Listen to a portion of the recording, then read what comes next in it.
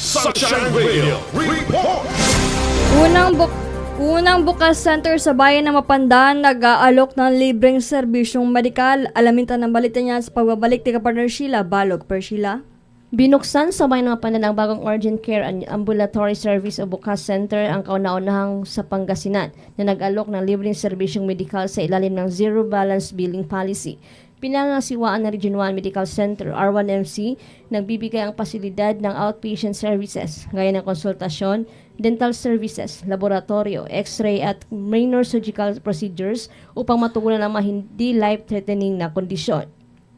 Ayon sa Department of Health o DOH Region 1, layunin ng bukas center na mailapit ang dekalidad na serbisyong medikal sa komunidad at makatulong sa pagbawas ng pasyente sa mga tertiary hospitals.